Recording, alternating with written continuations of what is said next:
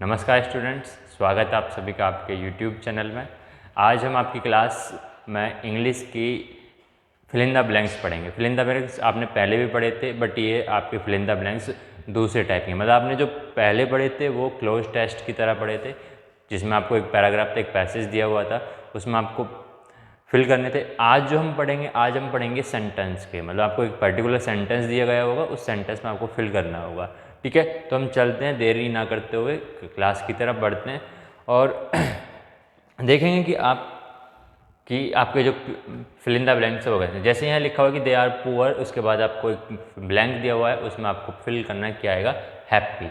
तो यहाँ जो आप फिल करेंगे वो आपके ऑप्शंस दिए हुए हैं, सिंस है, बिकॉज है, बट है और देन है। तो बात करते हैं हम इसकी पहले की। तो पहला आपका यहाँ है कि दे आर पुअर, वो गरीब हैं, उसके साथ साथ क्या है, हैप्पी भी हैं। तो यहाँ सिंस हो सकता है, क्या सिंस नहीं होगा, क्योंकि सिंस आप यूज कहाँ करते हैं, सिंस आप यूज करते हैं जब आपकी कोई बात परफेक्ट में हो। ठीक है, अगर दूसरी बात करें बिकॉज हैप्पी, यहाँ कोई रीजन नहीं है। देन बट यहाँ यूज करेंगे, क्यों, क्योंकि यहाँ क्या है, दे आर पुअर हैं बट हैप्पी हैं, मतलब गरीब के साथ साथ वो क्या है, खुश हैं। तो ये आपका जो सही आंसर होगा वो आपका ऑप्शन नंबर 3 होगा। ठीक है, तो आपको क्या है, बस सिंपल सोचना है, फिल कर देना है। ऑप्शंस आपके सामने होंगे। चलिए, तो यहाँ कौन सा सही है, आपका बट सही है। They are poor but happy, वो गरीब के साथ साथ वो क्या है, खुश हैं।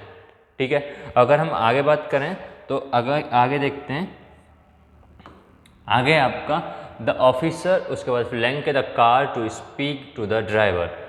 देखिए क्या होगा यहाँ, द ऑफिसर स्टॉप्स होगा, हैज स्टॉप्ड होगा या हैड स्टॉप्ड होगा। देखिए द ऑफिसर स्टॉप्स होता तो यहाँ car to speak the driver, तब ये नहीं होता, क्योंकि स्टॉप का मतलब होता है कि आप रूटीन में कोई काम कर रहे हैं। हैज स्टॉप्ड होता तो ये आपका जो सबसे सही बेस्ट जो आंसर होगा वो होगा आपका स्टॉप्ड। तो आपका जो यहाँ V2 यूज करेंगे, क्या यूज होगा, यहाँ V2 यूज होगा। तो V2 यहाँ क्या है, यहाँ होगा आपका ऑप्शन नंबर 3। तो option number 3, the officer stopped the car, officer ने कार रोकी और स्पीक टू द ड्राइवर, और ड्राइवर से बोला। ठीक है, यहाँ तक क्लियर है। तो बहुत सिंपल है, यहाँ यूज हम क्या करेंगे, V2 यूज करेंगे, वर्ब सेकंड, इसका मतलब हैज स्टॉप्ड नहीं होगा, नहीं हैड स्टॉप्ड होगा। ठीक है, चलिए आगे बात कर रहे हैं हम। आगे देखें तो आगे आपका आई praise honesty of this boy, यहाँ क्या होगा,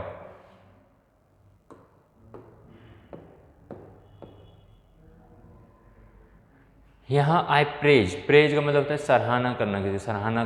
ठीक है, तो यहाँ ए होगा, एन होगा, दा होगा या और होगा। ऑनेस्टी क्या है, ईमानदारी जो है आपका नाउन है, नाउन के साथ ए एन यूज कर रहे हैं, तो यहाँ आपका ए एन तो यूज नहीं होगा, आर्टिकल। योर ऑनेस्टी नहीं होगा, आपका जो आर्टिकल यूज होगा यहाँ द आर्टिकल यूज होगा। ठीक है, ऑनेस्टी में आप क्या यूज करेंगे, the. I praise the honesty of this boy. ठीक है, तो यहाँ बेस्ट क्या रहेगा आपका, यहाँ आर्टिकल द की कमी थी तो द आएगा यहाँ। ठीक है, चलिए, तो ये आपका आंसर होता है आपका ऑप्शन नंबर सी। आगे देखते हैं,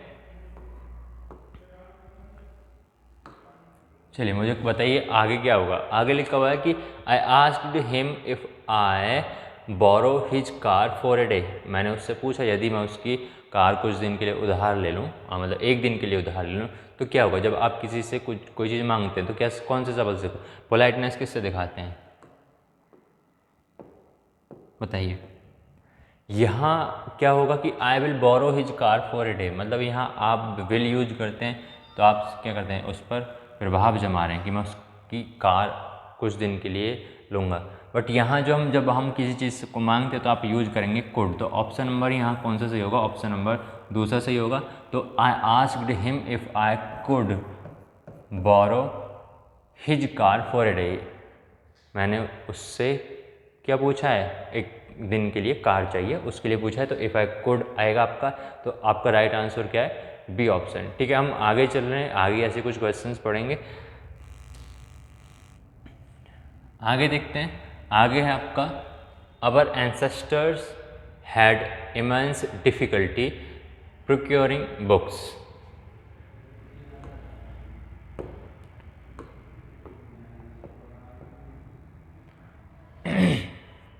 चलिए यहाँ अगर हम बात करें, यहाँ लिखा हुआ है कि our ancestors had immense difficulty, और इसके बाद लिखा हुआ है, अच्छा एंसेस्टर्स का मीनिंग, पहले एंसेस्टर्स की बात कर लेते हैं। एंसेस्टर्स क्या होते हैं? एंसेस्टर्स आप बोल सकते हैं पूर्वज। क्या बोल सकते हैं आप? जो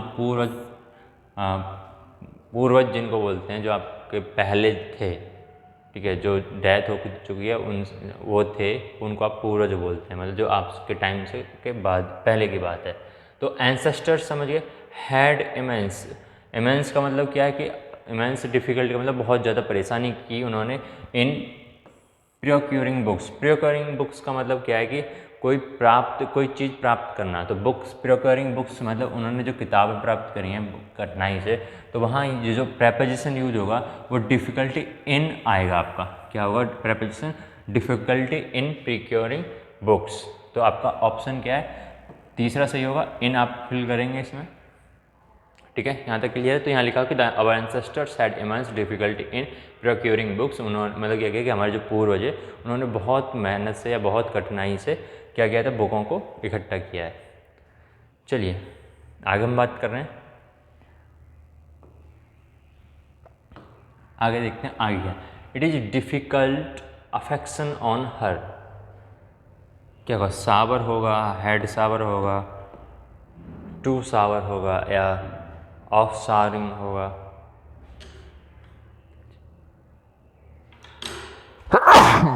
सॉरी। तो यहाँ बात करते हैं इट इज़ डिफ़िकल्ट।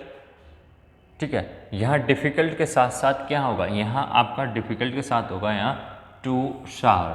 तो आपका ऑप्शन जो है वो ऑप्शन नंबर दूसरा सही है। तो it is difficult to shower affection on her. ठीक है, तो अफेक्शन का मतलब क्या है? अफेक्शन का मतलब आप बोल सकते हैं कि ऐसी कंडीशन जिसमें आप लव कंडीशन बोल सकते हैं इसको। ठीक है, a feeling of love. Affection कम बोल सकते हैं, अ फीलिंग ऑफ लव। ठीक है, ठीक है, यहाँ आप समझ गए। तो यहाँ आपका क्या है? ऑप्शन नंबर दूसरा होगा, it is difficult to shower affection on her. मतलब उस पर जो है जैसे आप प्यार दिखाते हैं किसी को, ठीक है, तो वो क्या है? वो डिफ़िकल्ट है, मुश्किल है। ठीक है, चलिए आगे बात कर रहे हैं हम। आगे क्वेश्चंस पढ़ रहे हैं। अगला क्वेश्चन है आपका कि many women in developing countries experience a cycle of poor health that originates है, ड्राइव्स है, बिगिंस है, इस्टेब्लिशेस है, बिफोर दे आर बॉर्न। चलिए अगर हम बात करते हैं यहाँ अगर बात करते हैं तो जैसे यहाँ पहले लिखा हुआ है ऑरिजिनेट। ठीक है, तो ऑरिजिनेट्स का मीनिंग समझते हैं। ऑरिजिनेट्स कह सकते हैं इसको, जो चीज़ पहले से ऑलरेडी हो और उसको क्या कर रहे हैं हम, सॉरी, ऑरिजिनेट का मतलब है कि पहली बार, मतलब ऑरिजिनेट का मतलब वो पहले नहीं होगी, पहली बार की जो चीज़ें होंगी। ठीक है, पहली बार घटित, तो उसको आप बोलते हैं ऑरिजिनेट्स। ठीक है, तो यहाँ क्या होगा? पहली बार जो घटित होंगी। उसके बाद है ड्राइव्स। ड्राइव्स का मतलब क्या है? ड्राइव्स होता है किसी चीज़ से रेफर करना। ठीक है, मतलब मिलता जुलता हो। तो ड्राइव का मतलब है टू कम फ्रॉम समथिंग, मतलब किसी चीज़ से निकल के आया हो तो वो ड्राइव से बोलते हैं हम। आगे बिगिंस है, इस्टेब्लिश है। इस्टेब्लिश का मतलब कि जैसे कि आप कोई ऑर्गेनाइजेशन इस्टेब्लिश करते हैं, वो इस्टेब्लिश हो गया। तो यहाँ क्या पूछा गया? Many womens in developing countries, बहुत सारी औरतें डेवलपिंग कंट्रीज में क्या एक्सपीरियंस कर रही हैं? अ साइकिल ऑफ पुअर हेल्थ, मतलब गरीबी का जो चक्र है उसको महसूस कर रही हैं। बिफोर दे आर बॉर्न, मतलब कब से? बिफोर दे आर बॉर्न, जन्म से पहले। तो यहाँ क्या होगा? ड्राइव्स होगा, ऑरिजिनेट होगा, दैट जो कब से मतलब जो पुअर हेल्थ है वो कब से जन्मी है। यहाँ जो ऑप्शन सही होगा वो होगा आपका बिगिंस। तो यहाँ क्या होगा? बिगिंस। तो ऑप्शन नंबर यहाँ सही है आपका तीसरा। तो poor health that begins before they are born. ठीक है, चलिए अब हम आगे बात करें। तो ऑप्शन नंबर आपका यहाँ होता है तीसरा सही। आगे बात करते हैं तो आगे आपका अपर्णा, उसके बाद डिड नॉट पे, हैज नॉट पेड या विल नॉट पे, is not paying her loan till now.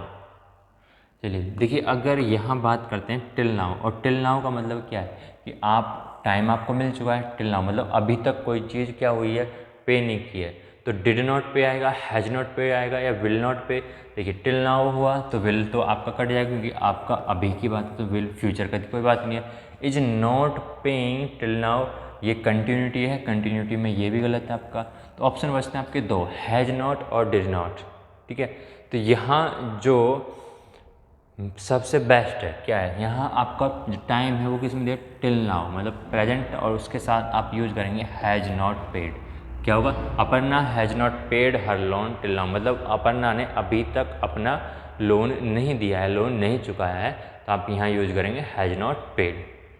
ठीक है, तो ऑप्शन नंबर है कौन सा सही है, दूसरा। ठीक है, आगे चल रहे हैं हम, आगे क्या होगा, आगे है आपका द, इसके बाद आपने इस ऑप्शन है ब्रेक है, ब्रोकन है, ब्रोकिंग है, ब्रोक है, chair was discarded by the tenant.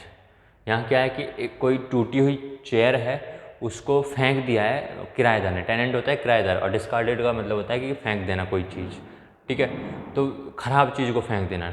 ठीक है, डिस्कार्डेड होता है ख़राब चीज़ को फेंक देना, तो जो टेनेंट है यानी कि किराएदार है, उसने क्या है, कोई टूटी हुई चेयर को फेंक दिया है। जब भी हम बात करते हैं कि कोई जो आपके यहाँ क्या है, टूटी हुई चेयर है,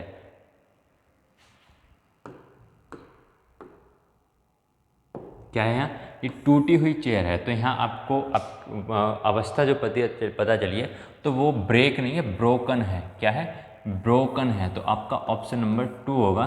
तो यहाँ है कि द ब्रोकन चेयर, मतलब ब्रोकन चेयर का मतलब है आप जब वर्ब थर्ड यूज कर रहे हैं आप, ठीक है, इसको क्या है, टूटी हुई चेयर क्या यूज कर रहे हैं, ब्रेक, ब्रोक, ब्रोकन होता है, तो यहाँ the broken chair was discarded by the tenant, मतलब टूटी हुई चेयर टेनेंट ने, मतलब किराएदार ने घर से बाहर निकाल दी, ऐसा कुछ मतलब है इसका।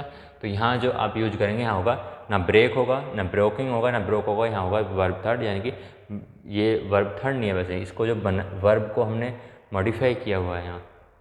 ठीक है, तो यहाँ क्या हुआ है, ब्रोकन चेयर। चलिए हम आगे बात कर रहे हैं। आगे है the artist will arrive before an hour, along an hour, with in an hour, between an hour. यहाँ टाइम की बात हो रही है, मतलब कितने बजे की बात हो रही है, मतलब 1 घंटे के आसपास की बात हो रही है। द आर्टिस्ट विल अराइव क्या होगा, बिफोर एन आवर या अलॉन्ग विद एन आवर। तो यहाँ जो सबसे बेस्ट जो इसका ऑप्शन होगा वो होगा, यहाँ कमेंट करिए, बताइए क्या होगा। यहाँ ऑप्शन होगा आपका विद इन एन आवर। तो ऑप्शन नंबर कौन सा सही है, ऑप्शन नंबर तीसरा सही है, artist will arrive with in an hour. ठीक है, ये तो सिंपल है, इसको समझ ही लेंगे आप। हम आगे बात कर रहे हैं, आगे क्या होगा, चलिए आगे बेटा कि एज द जज एंटर्स द कोर्ट रूम, उसके बाद फॉर्मेलिटी है, पैटर्न है, कल्चर है, हैबिट है, calls upon all the occupants in the room to stand. चलिए, जैसे जज एंटर करता है कोर्ट रूम में, ठीक है, तो लोग क्या होते हैं, अपने आप खड़े हो जाते हैं। वो क्या है, वहाँ की फॉर्मेलिटी है, पैटर्न है, कल्चर है, हैबिट है। हैबिट आदत होगी, कल्चर संस्कृति होगी, पैटर्न एक क्या, एक सिस्टमेटिक पैटर्न है, या फॉर्मेलिटी है। तो यहाँ जब बात करते हैं तो ये आपकी फॉर्मेलिटी है। क्या है, फॉर्मेलिटी है। तो आपका सही आंसर कौन सा होगा, आपका सही आंसर होगा ऑप्शन नंबर ए। तो क्या है, ऑप्शन नंबर ए फॉर्मेलिटी होगा कि एज द जज enters the court room, formality calls upon all the occupants in the room to stand. जिनकी जो फॉर्मेलिटी कॉल्स हैं, उन्होंने क्या क्या आपको खड़े होना है वहाँ। ठीक है, चलिए अब हम आगे बात कर रहे हैं। आगे है आपका कि Brijesh said that he has no intuition, intention, point, object to stepping down although he is under a lot of pressure to do so. चलिए क्या होगा इसमें, चलिए अगर हम यहाँ बात करते हैं, यहाँ वर्ड दिया हुआ है इंट्यूशन। क्या हुआ? इंट्यूशन।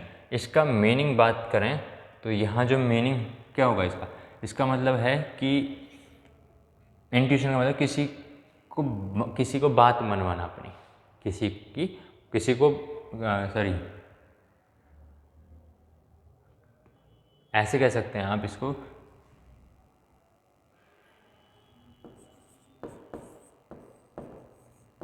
किसी बात को सही मानना, किसी बात को सही मानना ऐसे बोल सकते हैं, बिना किसी शर्त के। ठीक है, किसी बात को सही मानना इंट्यूशन होता है। और बात करें हम इंटेंशन की, क्या बात करते हैं हम? इंटेंशन क्या है? इंटेंशन का मतलब कि इरादा, इंटेंशन का मतलब इरादा।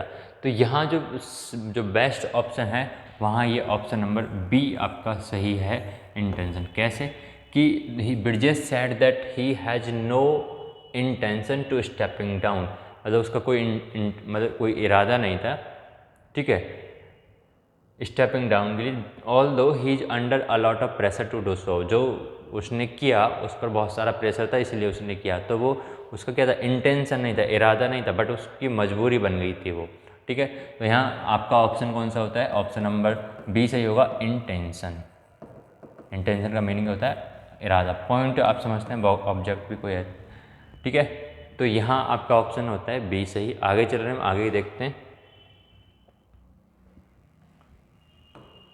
आगे आपका she has only fewer less more a few friends, उसके पास फ्रेंड्स कितने हैं? मतलब बहुत ही कम है, ना के बराबर से हैं। तो क्या यूज करेंगे हम यहाँ? क्या यूज करेंगे यहाँ? जो हम यूज करेंगे सी हैज़ ओनली कितने? अ फ्यू फ्रेंड्स। ऑप्शन नंबर कौन सा सही होगा? ऑप्शन नंबर सही होगा आपका यहाँ अ फ्यू। तो यहाँ होगा she has only a few friends, उसके पास कितने फ्रेंड है? बहुत ही कम, ना के बराबर। ठीक है, थोड़े बहुत फ्रेंड हैं उसके पास, तो क्या है? She has only a few friends. बिल्कुल सिंपल आपको सोचना है, सिंपल ऐसे ही आएंगे आपको, ऐसा कुछ नहीं कि इतने हाई लेवल आएगा, बहुत सिंपल सोचना है। ठीक है, हम आगे बात कर रहे हैं। आगे है आपका कि आई, इसके बाद हैव गॉन, वेंट या एम गॉन। ओह, एम गॉन भी लगा हुआ है, एम गोइंग। तो तीसरा ऑप्शन तो आप वैसे भी काट सकते हैं, एम गॉन। पैसिव होगा क्या? पैसिव भी नहीं होगा। I to the movie with some friends last night. अब यहाँ गए हैं आप, कब गए हैं? लास्ट नाइट, मतलब पिछली रात को, मतलब आप गए हैं मूवी देखने के लिए अपने कुछ मित्रों के साथ। ठीक है, तो यहाँ क्या होगा? Have gone, went. यहाँ एम गोइंग तो ये गलत हो रहा है आपका, क्योंकि अब ये दोनों ऑप्शन तो गलत हैं, क्योंकि लास्ट नाइट की बात चल रही है तो प्रेजेंट तो होगा नहीं। एम गोइंग लास्ट नाइट में कल रात जा रहा हूँ मूवी देखने, कोई सेंस बन रहा है? कल रात में मूवी देखने जा रहा हूँ, मतलब पिछले लास्ट नाइट की बात हो रही है, तो पास्ट होना चाहिए, तो इसलिए गलत हो गया। तो यहाँ जो हैव गॉन और वेंट की बात करें तो यहाँ आप यूज करेंगे वेंट, V2 यूज होगा। तो यहाँ होगा I went to the movie with some friends last night. मैं कल रात यानी कि पिछली रात अपने दोस्तों के साथ मूवी देखने गया था। ठीक है, तो यहाँ आपका ऑप्शन होता है बी ऑप्शन। दूसरा ऑप्शन सही है, वेंट रहेगा। आगे चल रहे हैं, आगे है आपका एक ब्लैंक दिया हुआ है, you hear the president's speech. Have you hear या हैज ही हियर है, sorry has you hear, had you hear या डिड यू हियर। देखिए, अगर इसकी बात करें, यहाँ सिंपल सोचना है। कितना सिंपल कि अगर मान लो आप हैव यूज करते हैं तो हैव के बाद यू आया, यू के बाद क्या आना चाहिए? We third. हैव क्या लेता है? V third. ठीक है, तो वी थर्ड है नहीं, गलत हो गया। हैज लगाते तो हैज के साथ यू नहीं आता, तो ये गलत हो गया। हैड लगाते हैं तो हैड के साथ वही केस बन जाता है कि आप हैड के साथ यू तो यूज कर रहे हैं, ठीक है, बट हैड के साथ भी वी थर्ड आता है तो हियर होता, तो ये भी गलत। तो आपका ऑप्शन कौन सा सही है? ऑप्शन आपका फोर्थ सही है। तो डिड यू हियर, डिड आपने यूज किया, डिड के बाद आप क्या यूज करते हैं? V1। क्या यूज करते हैं? यहाँ V1 यूज होते हैं, तो V1 यूज हुआ है तो हियर होगा। तो did you hear the president's speech, क्या आपने प्रेसिडेंट की स्पीच, इस पर प्रेसिडेंट का भाषण सुना है? क्या है, आपने प्रेसिडेंट का भाषण सुना था क्या? तो ये आपका ऐसे था कुछ। ठीक है, अब हम आगे बात कर रहे हैं। आगे है हाउ मच लॉन्गर। ठीक है, उसके बाद you are needing, will you be needing, will you have needed या have you needed this book. मतलब तुम्हें कितने दिन तक ये बुक चाहिए, आपको कितने दिन तक इस बुक की ज़रूरत है, ये आपको ऐसा कुछ पूछा गया है। चलिए बताइए।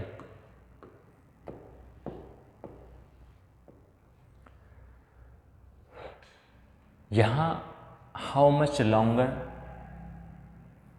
फ्यूचर की बात होगी। हैव यू नीडिड का मतलब कि आपको कितने दिन की ज़रूरत थी, ये नहीं होगा। यहाँ जो होगा, यहाँ होगा will you be needing.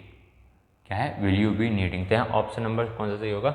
Option number होता है आपका दूसरा सही। तो how much longer will you be needing this book, तो आपको कितने दिन की इस बुक की ज़रूरत है, तो ऑप्शन नंबर आपका कौन सा सही होता है?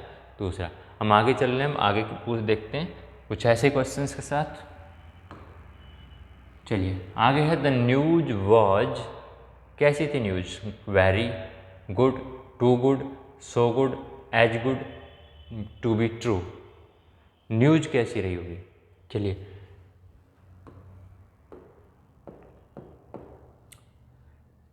तो यहाँ जो the news was too good क्या होगी? ऑप्शन नंबर दूसरा सही होगा। तो यहाँ जो न्यूज़ थी वो बहुत अच्छी थी। टू गुड क्या होता है? एक होता है गुड अच्छा और बहुत अच्छा, तो टू गुड होता है। ठीक है, चलिए हम बात करते हैं आगे। तो आपका सही आंसर कौन सा होता है? Too good.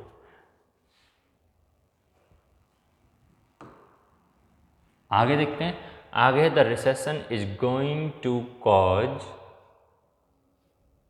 फिर ब्लैंक है, फ्यूरियस है, एगिटेटेड है, टर्बुलेंट है, वाइल्ड है, times for families who are already struggling to pay their bills. Recession क्या है? रिसेशन क्या है? रिसेशन जो है, रिसेशन है आपकी महंगाई। रिसेशन का मतलब महंगाई है। तो महंगाई क्या हो रही है? The is going to cause. ठीक है, और कॉज के बाद आप यूज करेंगे यहाँ वर्ड टर्बुलेंट। क्या यूज करेंगे? टर्बुलेंट। और टर्बुलेंट में का मीनिंग आप कह सकते हैं चेंज, जो बहुत ज़्यादा चेंज हो रहा हो। ठीक है, तो अलॉट ऑफ चेंज बोल सकते हैं इसको।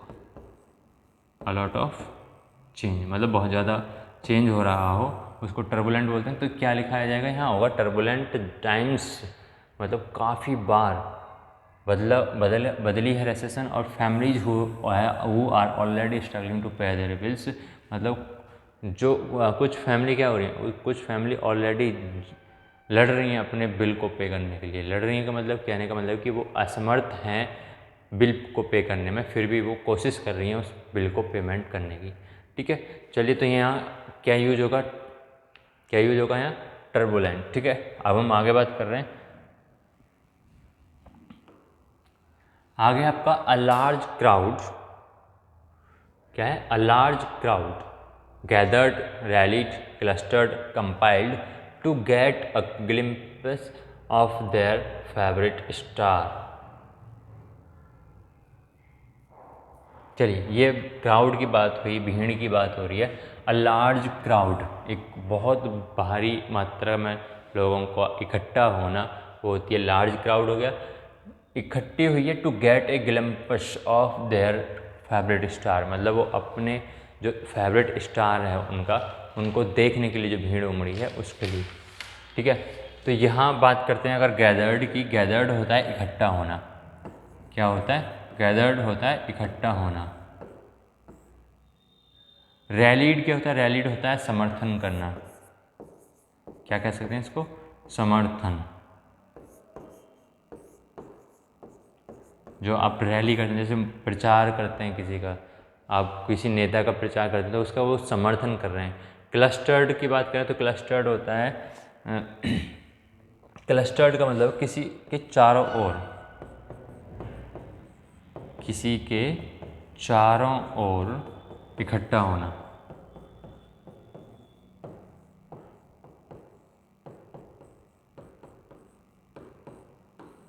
ठीक है, कंपाइल्ड होता है कलेक्शन, कैसे ऐसे बोल सकते हैं, कलेक्शन ऑफ इन्फॉर्मेशन। कंपाइल्ड जैसे मान लो कि न्यूज है, कोई इन्फॉर्मेशन है, उसको हम इकट्ठा कर रहे हैं, उसको बाद में प्रोवाइड कराते हैं। तो यहाँ देखिए गैदर्ड इकट्ठा हो गया, रैलीड हो गया समर्थन करना, क्लस्टर्ड हो गया किसी के चारों ओर इकट्ठा होना, और कंपाइल्ड क्या होगा, इन्फॉर्मेशन को कलेक्ट करना। तो मुझे ये बताइए इसमें आंसर कौन सा सही होना चाहिए। अ लार्ज क्राउड, उसके बाद रैलीड होगा, गैदर्ड होगा, क्लस्टर्ड होगा, compiled to get a glimpse of their favourite star. तो वो अपने फेवरेट स्टार को देखने के लिए जो भीड़ उमड़ी है, इकट्ठी हुई है, उसके लिए आप यूज करेंगे यहाँ गैदर्ड। क्या यूज होगा, गैदर्ड। ठीक है, तो a large crowd gathered to get glimpse of their favourite star, वो अपने फेवरेट स्टार को देखने के लिए जो भीड़ उमड़ी है वो। ठीक है, तो आपका ऑप्शन कौन सा सही होता है, ऑप्शन सही हो रहा है आपका यहाँ ए। अब हम आगे चल रहे हैं, आगे देखते हैं आगे क्या है। आगे द बैंक, उसके बाद fill in the blanks है his house as he had failed to pay the installments despite repeated warnings।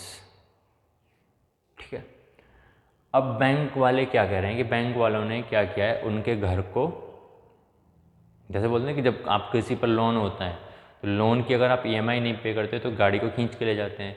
अगर घर का लोन होता है तो घर को क्या करते हैं, वो घर से आपको कुछ टाइम के लिए टाइम देते हैं कि आप इस टाइम तक आपको खाली करना होगा। तो ये चीज़ थी इसमें कि इसमें लिखा ना कि एज, जैसे कि as he had failed to pay the instalment, क्या हुआ था, इंस्टॉलमेंट की पेमेंट ना होने के कारण डेस्पाइट रिपीटेड वार्निंग्स, इसके बावजूद, क्या मतलब वार्निंग देने के बावजूद भी, रिपीटेड वार्निंग मतलब बार बार चेतावनी देने के बाद भी उसने क्या नहीं किया, इंस्टॉलमेंट पेमेंट नहीं करी है। तो यहाँ जो ऑप्शन जो सही होगा वहाँ होगा ये कन्फिस्केटेड। क्या होगा, कन्फिस्केटेड। हाईजैक तो विमानों को किया जाता है। ठीक है, कैप्चर्ड का मतलब क्या होता है, कैप्चर्ड का मतलब होता है कब्जा करना। ठीक है, तो आपका जो ऑप्शन नंबर सही होगा वो ऑप्शन नंबर कौन सा सही होगा, ऑप्शन नंबर 2 सही होगा। ठीक है, यहाँ तक समझ रहे हैं।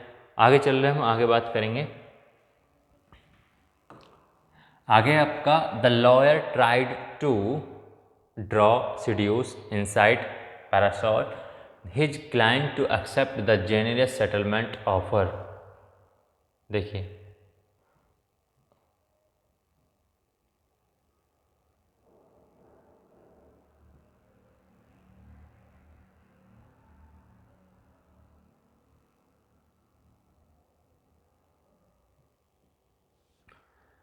द लॉयर ट्राइड टू, अब यहाँ बात हो रही है बहलाने और फुसलाने की। क्या बात हो रही है, बहलाने की और फुसलाने की बात हो रही है। His client to accept the generous settlement offer, मतलब लॉयर ने कोई ऑफर दिया होगा उसको, उस बात को वो मनवाना चाह रहा है कि क्लाइंट मेरा हाँ बोल दे।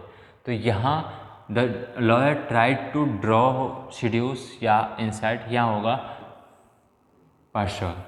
पार्श्वर का जो मीनिंग यहाँ होता है, आप बोल सकते हैं इसको समझा बुझाकर किसी काम के लिए राजी करना।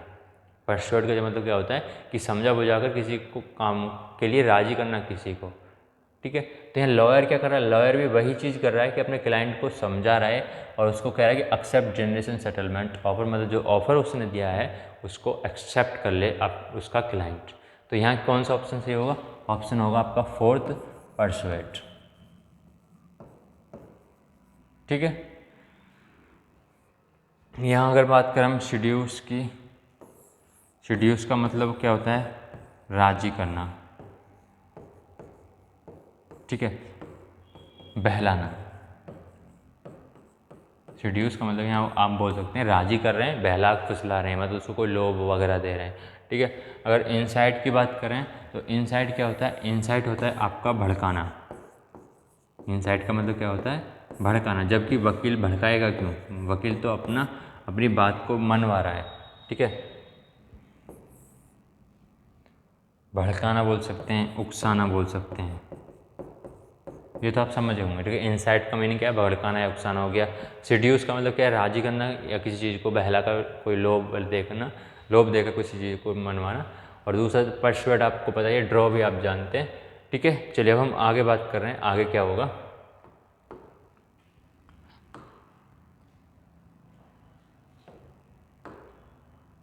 आगे है the arrival of tourist to the destination has declined होगा, सर्ज होगा, एंजॉयड होगा, रिपल्स्ड होगा considerably after the Nipah outbreak in Kozhikode district. देखिए, जो टूरिस्ट का आना जाना हो रहा था कहाँ, कोझिकोड डिस्ट्रिक्ट के में, डेस्टिनेशन हैज, उस पर क्या रोक लगा दी गई।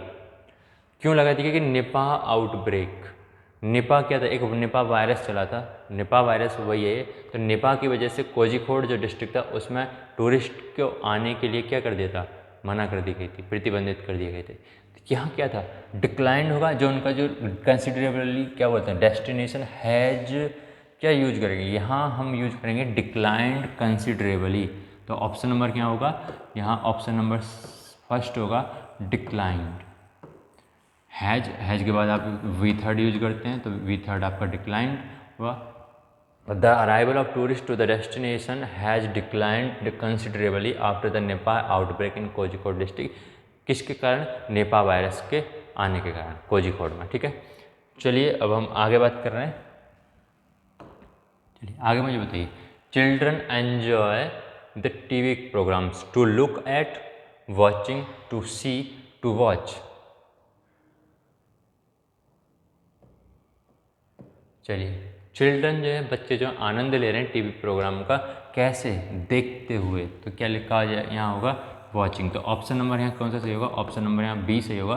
तो यहाँ children enjoy watching that programmes, TV programmes. तो टीवी प्रोग्राम्स को देखते हुए बच्चे क्या कर रहे हैं, एंजॉय कर रहे हैं। ठीक है, हम आगे बात कर रहे हैं। तो ये तो सिंपल था। आगे है आपका, today student should be reconciled, इसके बाद ब्लैंक है, for, at, with, to proposition पूछा गया है। The way things are changing, क्या यूज करेंगे यहाँ, टुडे स्टूडेंट शुड, यहाँ जो प्रपोजिशन यूज होगा वो यूज होगा आपका reconciled to the way things are changing. यहाँ ऑप्शन नंबर डी यूज होगा, टू। क्या यूज होगा, टू। तो today student should be reconciled to the way things are changing. ठीक है, तो यहाँ प्रपोजिशन टू यूज होगा, ऑप्शन नंबर डी सही है। हम आगे देख रहे हैं, आगे क्या कैसा दिया हुआ है क्वेश्चन, अब आगे आपके सामने देखिए। आप बताइए इसमें क्या होगा। In a classroom student are to be trained to love one another, all together, each other, all other. जो स्टूडेंट हैं एक क्लासरूम में, उनके लिए क्या बोलेगा, are to be trained, trained किए जाने हैं किसके लिए, लव, वन अनदर होगा, ऑल टुगेदर होगा, ईच अदर होगा, या ऑल अदर होगा। देखिए यहाँ बच्चे कितने, बहुत सारे हैं, एक क्लासरूम में बच्चे बहुत सारे हैं। तो यहाँ जब एक साथ की बात होती है तो यहाँ हम यूज करते हैं वन अनदर। क्या यूज करेंगे, वन अनदर। तो ऑप्शन नंबर ए सही होगा, यहाँ यूज होगा वन अनदर। ठीक है, in a classroom student are to be trained to love one another. ठीक है,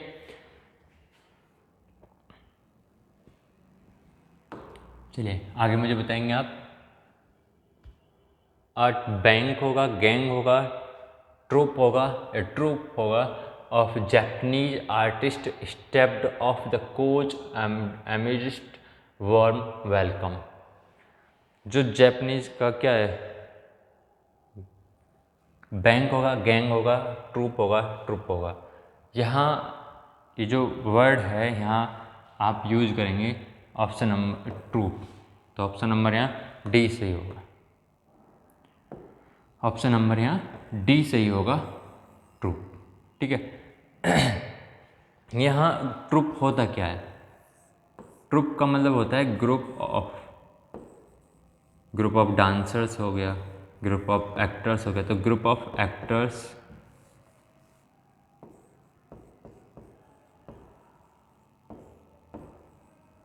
डांसर्स, सिंगर। ठीक है, तो ये क्या है, ट्रूप का मतलब होता है ग्रुप होना, किसी का, एक्टर का, डांसर का, सिंगर का, पॉलिटिशियन का। तो यहाँ क्या होगा, troupe of Japanese artist stepped off the coach amidst warm welcome. ठीक है, उनका स्वागत हुआ है बहुत अच्छे से। ठीक है, अब हम आगे बात कर रहे हैं, आगे क्या होगा।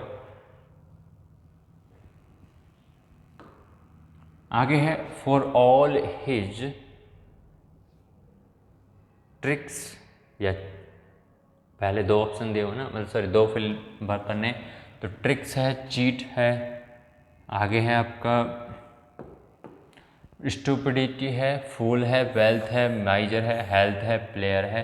तो क्या यूज होगा, for all his tricks he is a cheat, गलत, हो ही नहीं सकता। ठीक है, यहाँ जो सही होगा वो होगा वेल्थ और माइजर। तो for all his wealth, he is माइजर, और माइजर होता है कंज्यूस। ठीक है, तो यहाँ ऑप्शन नंबर यहाँ सही होता है सी, ऑप्शन नंबर यहाँ सी सही होगा। आगे चल रहे हैं, आगे पढ़ते हैं।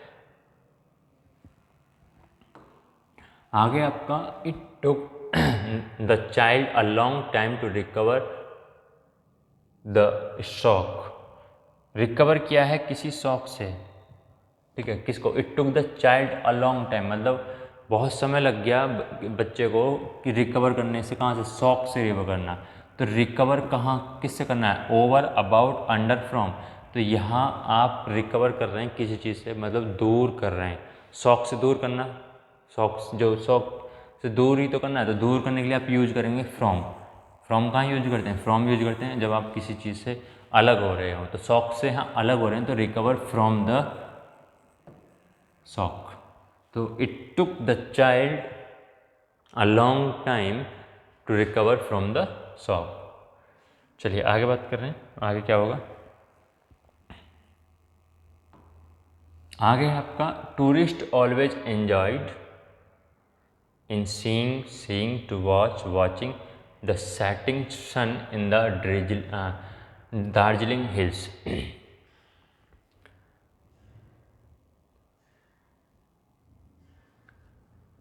क्या होगा, tourist always enjoyed, to watch होगा, वॉचिंग होगा, the setting sun in the Darjeeling hills, जो दार्जिलिंग वाला एरिया है, पहाड़ हैं वहाँ के, वहाँ जब सूर्य छिप रहा होता है तो उस समय का जो नज़ारा होता है उसको इन्जॉय करते हैं टूरिस्ट। तो इसको आप क्या यूज करेंगे, आप यहाँ यूज होगा एन्जॉयड वॉचिंग, क्या यूज करेंगे आप, वॉचिंग। तो tourist always enjoyed watching the setting sun in the Darjeeling, sorry ये होगा आपका,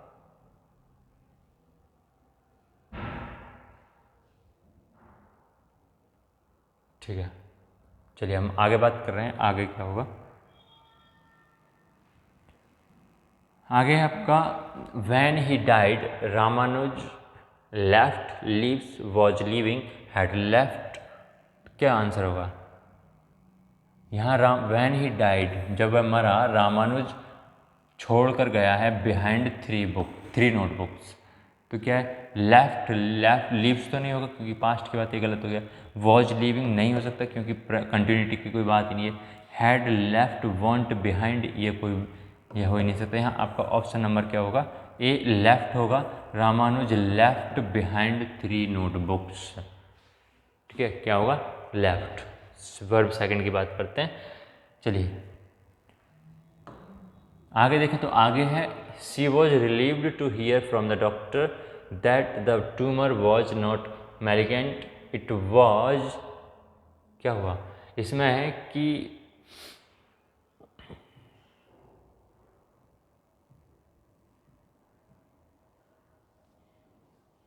चलिए tumour was not malignant, malignant का मतलब यहाँ क्या था, मैलिगेंट का मतलब है कि एक गांठ होती है कैंसर की, ठीक है, कैंसर की गांठ होती है जिससे खतरा होता है ज़्यादा बढ़ने का।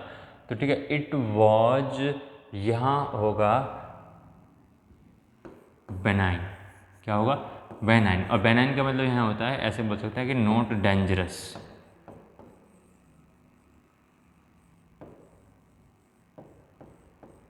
क्या होता है, नॉट डेंजरस, मतलब जो डॉक्टर के बाद जो उसने कहा था ना कि doctor that the tumour was not malignant, तो ऐसा कुछ नहीं था, तो वहाँ क्या है, इट वॉज बेनाइन, बेनाइन का मतलब वो क्या है, खतरे से बाहर की बात है, खतरा नहीं है उससे। आगे हम बात कर रहे हैं, आगे क्या होगा, आगे आपका the speaker did not properly space out his speech but went on devoting decrying stressing avoiding one point only.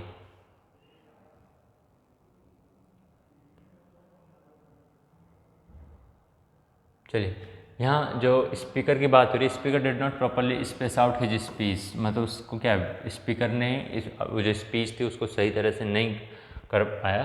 तो वेंट ऑन, तो यहाँ went on one point only, तो यानी कि स्ट्रेसिंग होगा, क्या होगा आपका ऑप्शन नंबर यहाँ सी सही होगा। तो went on stressing one point only. ठीक है, चलिए आगे बात करते हैं। आगे आपका a person who on relies runs makes puts on his own effort has the best chance to win. यहाँ है कि एक व्यक्ति जो अपने आप एफर्ट्स लगाता है, ठीक है, वो बेस्ट, उसका जो चांस होता है जीतने का वो ज़्यादा होता है। ठीक है, तो यहाँ अ पर्सन हु और हु के बाद होता है रिलाइज, क्या होगा रिलाइज। इसका मतलब क्या हुआ, a person who relies on his own effort. Relies का मतलब यहाँ होता है कि निर्भर होना, रिलाइज का मतलब होता है निर्भर। ठीक है, तो a person who relies on his own effort, मतलब अपने दम पर निर्भर होता है कोई, तो वो क्या होता है बेस्ट चांस टू विन, मतलब उसके ज़्यादा चांसेस होते हैं जीतने के। ठीक है, चलिए, जैसे कि आप पढ़ेंगे अपने आप तो ही क्या होगा, आप पढ़ेंगे अपने आप तो ही तो आप सफल होंगे। आप किसी दूसरे के चक्कर में रहेंगे कि सामने वाले के में से चीटिंग कर लेंगे, बेटा चीटिंग तो होती ही नहीं है। आपका डेस्कटॉप आपके सामने होगा बस, और कुछ नहीं होना, साइड वाइड कुछ नहीं दिखेंगी आपको। ठीक है, तो आपको निर्भर किस पर होना, अपने आप पर होना है। चलिए हम आगे बात करते हैं। आगे क्या है, आगे है it is impractical unsure doubtful unlikely if we can organise another exam this month.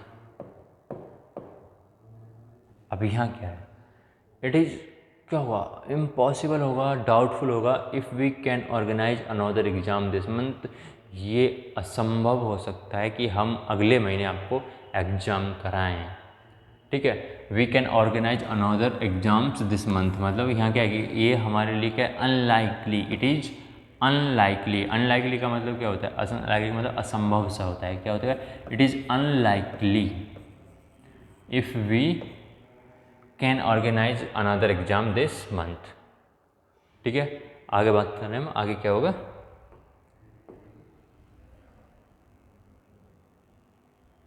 चलिए आगे है all the applicants are to be ranked or ranking rank are to rank and the results will be announced next week. यहाँ all the applicants मतलब applicants जिन्होंने form भरे थे, जो applicant थे वो क्या है,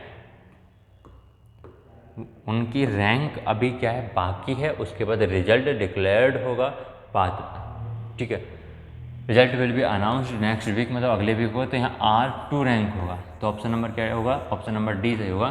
तो all the applicants R2 rank, मतलब अभी रैंक होने के लिए बाकी है, उसके बाद result will be announced next week, मतलब उसके बाद क्या रिजल्ट अगले सप्ताह आएगा। चलिए आगे बात करेंगे हम।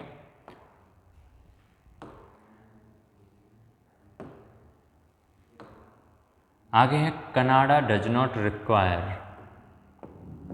क्या है, Canada does not require that US citizens obtain passport to enter the country and neither Mexico does, either Mexico does, और लिखा है either does sorry Mexico does neither या मैक्सिको डज नॉट आइदर। क्या यूज होगा, यहाँ जो use होगा वो होगा आपका मैक्सिको डज नॉट आइदर। क्या यूज होगा, मैक्सिको डज नॉट आइदर। तो Canada does not require to that US citizens obtain passport to enter the country. Canada में क्या है कि US सिटीजन्स जो होंगे उनको क्या क्या किया गया है कि आप बिना पासपोर्ट के भी एंट्री कर सकते हैं। And Mexico does not either. तो यहाँ क्या लिखा हुआ है, मैक्सिको डज नॉट आइदर होना है। तो आपका राइट आंसर क्या है, डी आंसर राइट है। आगे बात करें आगे क्या होगा, चलिए आगे चलते हैं। आगे है आपका the meeting is put away, put out, put on, put off because the funds have not arrived.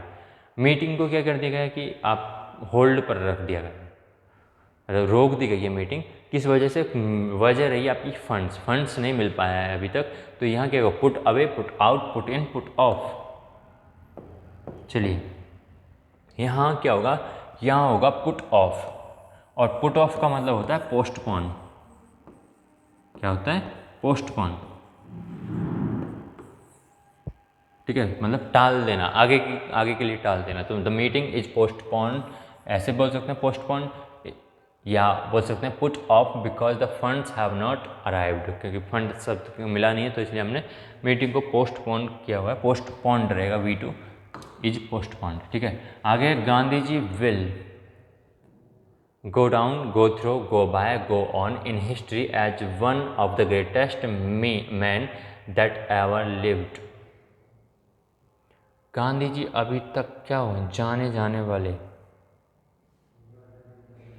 go down, यहाँ होगा आपका option number A, go down। Gandhi ji will go down in history as one of the greatest men that ever lived। मतलब अभी तक क्या होगा, सबसे अधिक लोकप्रिय, सबसे अधिक ज़्यादा महान व्यक्ति कौन है, गांधी जी हैं। उनके लिए क्या यूज, यहाँ जो वर्ब यूज होगी वो क्या होगा, will go down in history, यानी पूरे इतिहास में, ठीक है। ए ऑप्शन सही होगा। आगे हम बात करें, आगे देखते हैं। आगे आपका since Elizabeth Barrett Browning's father never approved of she marrying, she to marry, her marrying Robert Browning, the couple eloped to Italy where they lived and wrote। चलिए अब बात करते हैं एलिजाबेथ बैरेट की। तो यहाँ Elizabeth Barrett Browning's father never approved of, किसकी approved, किसकी नहीं होगी, एलिजाबेथ की शादी को रॉबर्ट ब्राउनिंग से, ठीक है। हर मैरिंग, तो किसको अप्रूव्ड ऑफ, हर मैरिंग रहेगा यहाँ, किसकी, एलिजाबेथ की शादी के लिए। The couple eloped to Italy where they lived and wrote, जो उन्होंने ये बात लिखी है, उन कपल ने वो का बात ये लिखी है अपने, कहाँ, जब वो इटली गए हुए थे, ठीक है। तो यहाँ आपका हर मैरिंग रहेगा। आगे बात करते हैं। आगे है आपका the cost of is rising rapidly in the city. किसकी कॉस्ट राइजिंग हो रही है रैपिडली, लिविंग, सर्वाइविंग, बीइंग या एग्जिस्टिंग। चलिए यहाँ जो बात होगी वहाँ आपकी यहाँ लिविंग की बात हो रही है, तो ऑप्शन नंबर बी सही है कि the cost of living is rising rapidly in this city. मतलब जो रहने की जो संख्या है उस सिटी में वो क्या दिन पर दिन बढ़ती जा रही है, लोग उसमें क्या है आप वो लेते जा रहे हैं, पनाह लेते हुए जा रहे हैं, मतलब उसमें रहने की जो संख्या वो बढ़ती जा रही है, लोग रोज़ ज़्यादा से ज़्यादा मात्रा में उसमें आ रहे हैं, संख्या में आ रहे हैं, ठीक है। चलिए लिविंग रहेगा यहाँ। आगे देखते हैं। आगे आपका शी इज़ ब्यूटीफुल, क्या होगा, शी इज़ ब्यूटीफुल, इसके बाद ब्रेव है, वह सुंदर भी है, और क्या है इसके साथ साथ बहादुर भी है। तो शी इज़ ब्यूटीफुल एंड क्या होगा, she is beautiful and brave, वो क्या सुंदर और बहादुर दोनों है, ठीक है। आगे देखेंगे हम। आगे है ही इज़ बोथ डेलिगेंट और एफिशिएंट, दोनों है। तो दोनों में क्या आएगा, यहाँ भी प्रपोजिशन के यूज होगा, यहाँ आपका जो यूज होगा वो होगा एंड। तो ऑप्शन नंबर यहाँ तीसरा से होगा। तो he is both diligent and efficient, ठीक है। तो आपकी क्लास आज यहीं समाप्त होती है। हम आगे मिलेंगे आपको इंग्लिश की क्लास में कुछ और नए टॉपिक के साथ, ठीक है। तो तब तक तैयारी करते रहिए, अच्छे से पढ़ते रहिए। प्रेशर नहीं लेना है एग्ज़ाम का। तो चलिए मिलेंगे आपको अगली क्लास में।